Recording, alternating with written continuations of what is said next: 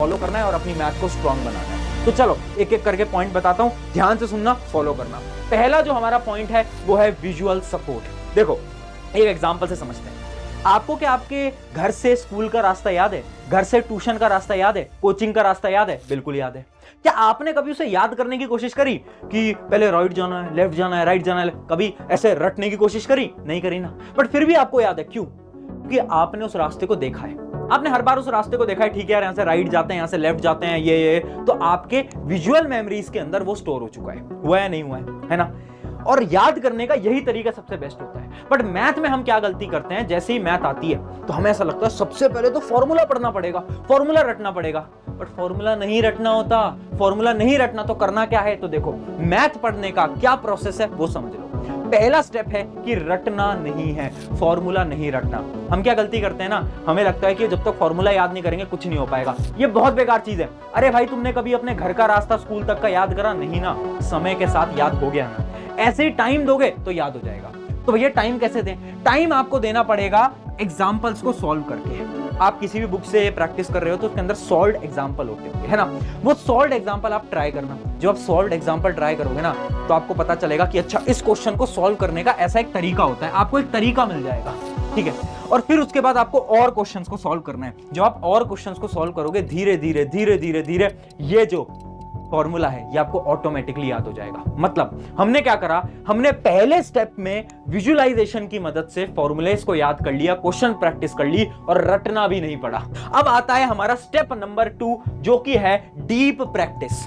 अब देखो सवाल ये आता है, बहुत सारे स्टूडेंट्स बोलते हैं भैया मैथ्स पढ़ रहे हैं, डीमोटिवेशन फील हो रही है क्योंकि वो क्वेश्चन सॉल्व ही नहीं हो पाता। फिर उस क्वेश्चन का करें क्या? तो मैं बता देता हूं क्या करना है। आपको करनी है डीप प्रैक्टिस। डीप प्रैक्टिस क्या बोलती है? 3 स्टेप्स बताती है। पहला स्टेप है मेकिंग मिस्टेक। क्या हुआ कि आपसे कुछ क्वेश्चन गलत हो गया, मान लो एक क्वेश्चन आप सॉल्व कर रहे थे, आपसे वो सॉल्व नहीं हो पाया, ठीक है? अब आपको क्या करना है, सेकंड स्टेप के अंदर एवेल्युएट करना है। मतलब आपको एनालाइज करना है, आपको देखना है कि गलती कहां हुई थी यार, मुझसे कहां गलती हुई थी। क्या मेरा कॉन्सेप्ट वीक था? क्या मैंने कैलकुलेशन में गलती करी? या फिर कोई और मिस्टेक थी, है ना? मेरा फोकस नहीं था, क्या गलती थी? आपको गलती को देखना पड़ेगा। बच्चे क्या करते हैं, गलती करी, देखा कि आंसर मैच नहीं हो रहा, सोल्यूशन खोलेंगे, सोल्यूशन देखेंगे, बंद करेंगे, चले जाएंगे। यही करते थे, अब ये नहीं करते। अपनी गलती नोटिस करो ना, सोचो यार ये क्वेश्चन मुझसे क्यों नहीं हो पाया, कहां पर गलती कर दी, गलती पकड़ेंगे। उसके बाद क्या करेंगे, ट्राइंग अगेन, वापस से सेम क्वेश्चन को अटेम्प्ट करेंगे।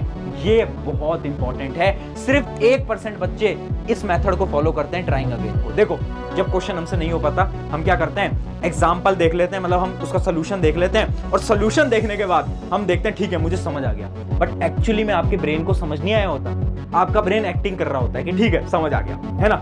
तो इसलिए आपको चेक करने के लिए क्या करना है, उस सेम क्वेश्चन को वापस से अटेम्प्ट करना। और मैं बता रहा हूं जब वापस से अटेम्प्ट करोगे ना तो 80% केसेस के अंदर वो क्वेश्चन वापस से आप गलत ही अटेम्प्ट करोगे, क्योंकि आपका ब्रेन आपको पागल बनाता है कि आ गया मुझे तो सब आ गया। बट एक्चुअली में नहीं आया होता, एक्चुअली में नहीं आता। ये ब्रेन का गेम होता है, ठीक है? तो याद रखना, जब भी कोई क्वेश्चन ना बने पहले क्वेश्चन अपनी गलती पकड़ो, कहां पर गलती करिए ये देखो, और क्वेश्चन को वापस से अटेम्प्ट करो। अगर इतना कर लिया मैथ आपकी स्ट्रांग हो जाएगी। अब चलते हैं हमारे स्टेप नंबर 3। स्टेप नंबर 3 हमारा बहुत ज्यादा इंपॉर्टेंट है, क्योंकि देखो सवाल ये आता है कि भैया कैलकुलेशन में बहुत गलतियां करते हैं, कैलकुलेशन मिस्टेक्स बहुत होती हैं, सिली मिस्टेक्स बहुत होती हैं, जो कि आप बोलते रहते हो, है ना? देखो कैलकुलेशन मिस्टेक, सिली मिस्टेक आप क्यों करते हो? पता है क्यों? क्योंकि आप मैथ्स को रियल लाइफ से जोड़ते नहीं। आज के समय पर अगर मैं आपको बोलूं कि यार ले यार 500 का नोट ले और ना मुझे कोई सामान लिया, अब मान लो सामान आया 60 रुपए का, अब आप क्या करोगे, कैलकुलेटर उठाओगे, 500 माइनस 60, यही करते हैं। हम अपने ब्रेन का यूज ही नहीं करते। इस वजह से हमारा स्टेप नंबर 3 क्या है कि मैथ्स को लिंक करो रियल वर्ल्ड से, अपनी रियल दुनिया से लिंक करो, ठीक है? कहीं पर भी आपको मैच देखने को मिले, मैच करने लग जाओ। जैसे इमेजिन करो आप क्रिकेट के शौकीन हो, तो मान लो क्रिकेट के अंदर हो गए 30 ओवर, तो 30 ओवर में कितनी ओवरऑल बॉल्स हुई वो कैलकुलेट करो, 30 × 6 कितनी हो गई, 180 हो गई, ऐसे।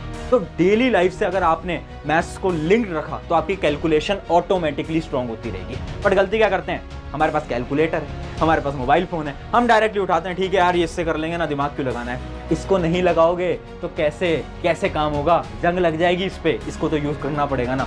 इस वजह से याद रखना, अपनी कैलकुलेशन स्ट्रांग करो। और एक और चीज बता देता हूं, कैलकुलेशन स्ट्रांग करने के लिए एक और मेथड होता है जो कि है क्वेश्चन को पूरा करना। आधे बच्चे पता है मैथ्स कैसे सॉल्व करते हैं, मैंने देखा है बच्चों को कैसे सॉल्व करते हैं। वो मैथ्स का थोड़ी बहुत प्रॉब्लम करेंगे और लास्ट की जो कैलकुलेशन होगी वो छोड़ देंगे, है ना, वो